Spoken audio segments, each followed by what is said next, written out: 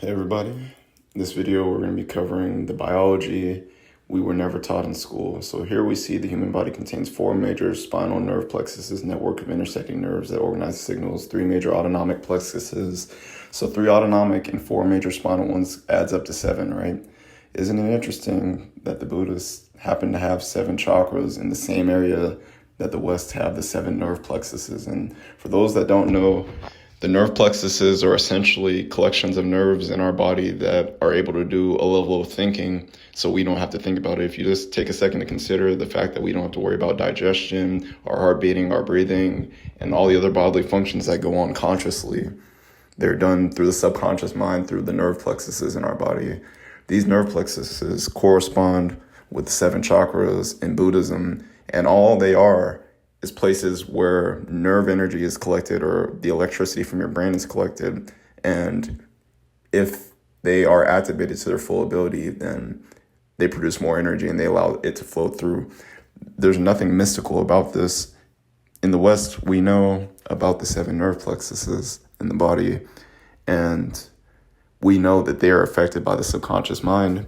Our thoughts, think about this. Why is it that if you get upset, it upsets your stomach? Or if you are in a bad mood, sometimes you end up with a cold or something the next day. Some people get cold sores or whatever.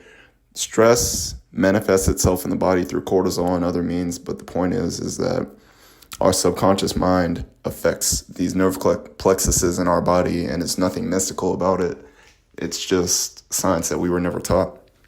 Speaking of the Hindus and the Buddhists, I would like to take a second to call some attention to this book. I don't expect you to read the whole book, right? But the biggest takeaway I found from it was the complete breath. And how to complete the complete breath is by filling your entire lungs with air, holding for about 2 seconds, and then slowly releasing the air for about 8 seconds, and then adding a 2-second hold at the end.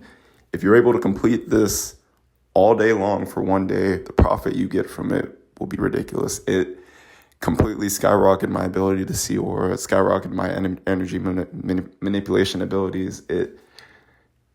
This breathing technique, if you do it for one day straight, it is all the proof you will need. One day of correct breathing is all it takes. This book also goes into details about the lesser known functions of breathing and how important it is. So if we'll do a little thought experiment here, bear with me for a second. It takes, give or take, 30 to 40 days for someone to die of not eating, give or take 3 to 4 days with no water, maybe